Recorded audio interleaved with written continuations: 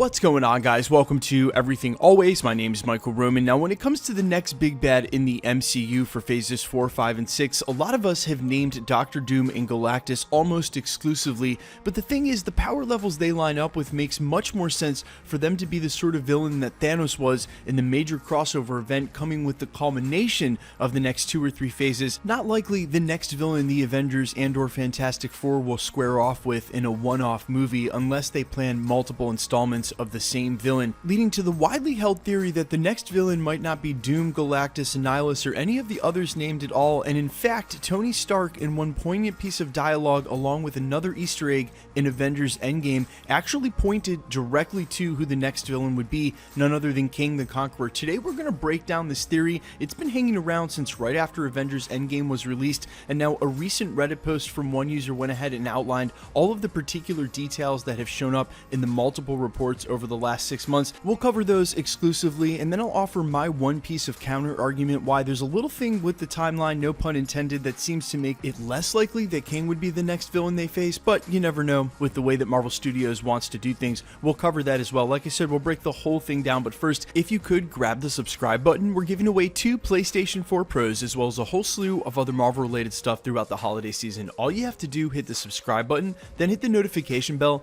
leave a like and a comment on this video, and if you want, stick around to the end of the video. We'll get into all the giveaway stuff again there. So firstly, as I said just moments ago in the prologue, this is actually not a new theory, but one that's been around since just days or weeks after Avengers Endgame's release for the better part of the last 6 months, that Kang could be the next villain because of 2 threads that seemingly show up in Avengers Endgame begging to be tugged on but then never get wrapped up. And I think the most poignant one is the one mentioned by this Reddit user, and usually all the arguments that predecess it, in that specific one piece of dialogue from Tony Stark aimed at Steve Rogers right after Thanos has invaded the current timeline and blown up the Avengers Endgame base. He says to Steve very succinctly, "When you mess with time, it messes back. You'll see." But then what does that exactly mean? The fight that's coming up with Thanos, or that they're going to resolve anything? That doesn't really show Steve Rogers as in make good on the "you'll see." It seems to be a prophecy for the future, and specifically no villain is more synonymous with time itself than Kang the Conqueror, who's been typically an Avengers and Fantastic Four villain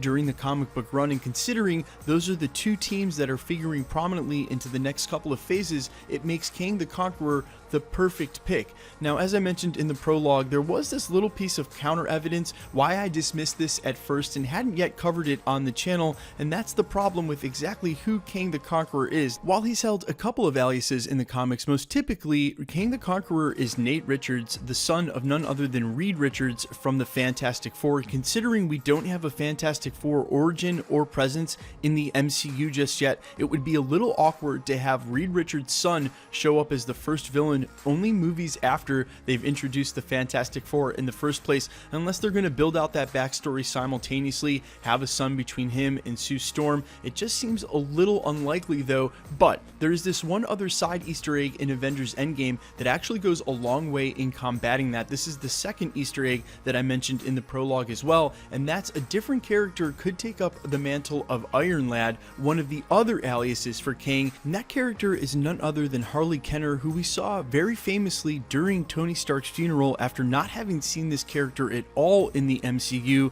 until the end of Iron Man 3. And given Kenner's connection to Iron Man, it's very easy to see how this character could inherit the mantle of Iron Man, or Iron Lad rather, go on and feature prominently in a Young Avengers film, while simultaneously the Avengers and Fantastic Four are squaring off against a future version of him and Kang. What a twist it would be at the end of one of these phases to find out that 2 characters, one a hero and one a villain in the MCU, are actually the same person but from different times. That would definitely make good on Iron Man's promise that when you mess with time, it messes back. Now let's get back to that, because there's one key important element to that comment that not only have we not covered at the channel, but that I haven't really seen covered anywhere, and that's all of the damage that was done by the Hulk unsnapping the population. Let me say that one more time.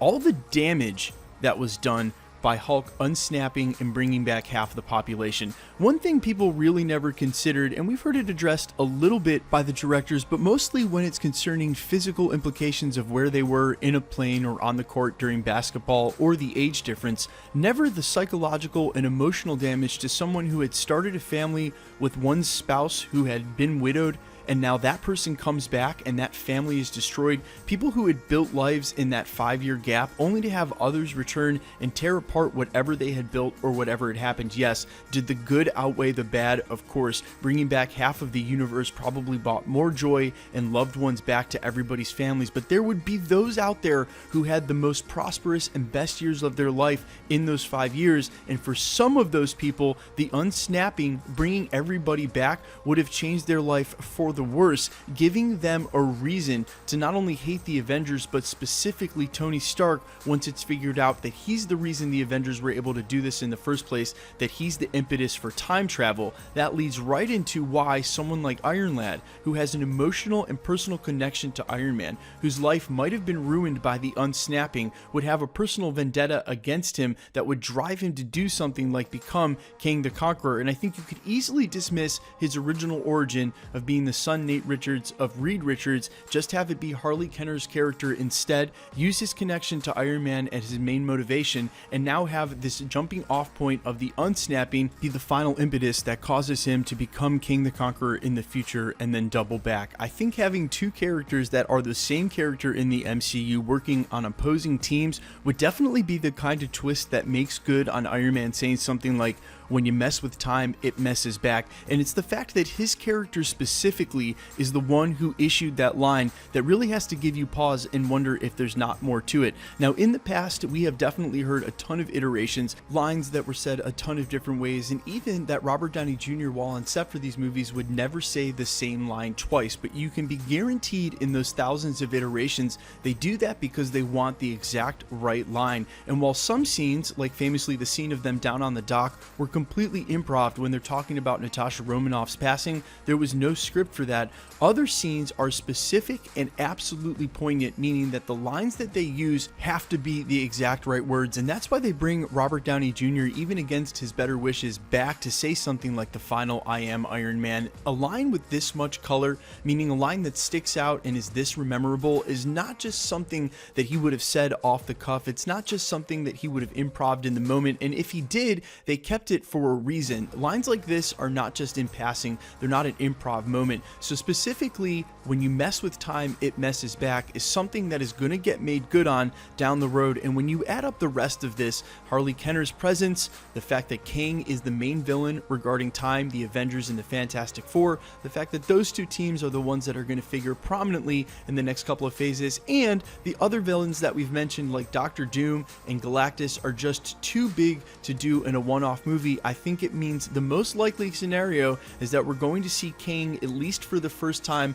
in Avengers 5. There's a million villains they could choose from, but only so many that have the same sort of purchase power, and I think Kang works perfectly as a more than one installment movie type character. You can have him face off in Avengers 5 and then return somewhere down the road to face off against the Fantastic Four as well. Guys, let me know what you think in the comments about all of this. A, have you seen this floating around and had you considered all these pieces of the puzzle? B, when they said that line in the theater or when you heard it for the first time or maybe on one of your many rewatches, now that we all have many copies on digital, Blu-ray, and DVD, did you notice it then and has it stuck with you? C, do you agree that Kang the Conqueror is the most likely case scenario for a villain to make good on a line like that? I am all ears. Let me know what you guys think in the comments, and quickly let's get into the giveaway stuff before I let you go. We're still giving away 2 PlayStation 4 Pros, the next of which is at the 500,000 subscriber mark. We are headlong into that and should easily hit that by the end of November. All you have to do to be entered to win is hit the subscribe button, then hit the notification bell, leave a like and a comment on this video. That'll automatically enter you to win the rest of the prizes we're giving away here at the channel. Like next week, we'll be announcing 2 limited edition Infinity Saga box sets. We were able to get our hands on 2 here at the channel. We'll be giving away 1 in November and 1 in December. We'll have some extra rules, but they will all revolve around the same thing. All you have to do is hit the subscribe button and the notification bell and leave a like and a comment on the video. And because it's random, the more videos you like and comment on, the better chance you have of winning. All winners in the past are announced in videos. If you've missed any of the previous PlayStation 4 winners, that's fine. All you have to do is go back through my channel. It usually has 300K, 400K, PS4 Pro winner in the title, and if you scroll to the end of the video, fast forward, you'll so easily me present the winning comment and read that person out loud. I go ahead and verify everybody's information and then send it right out. out. Guys, if you want to win any of this stuff, all the same rules apply. It's super simple. Hit the sub button, hit the notification bell, like and comment. My name's Michael Roman. This is Everything Always, guys. Thanks for checking out the channel and stick around. We'll be posting again real soon.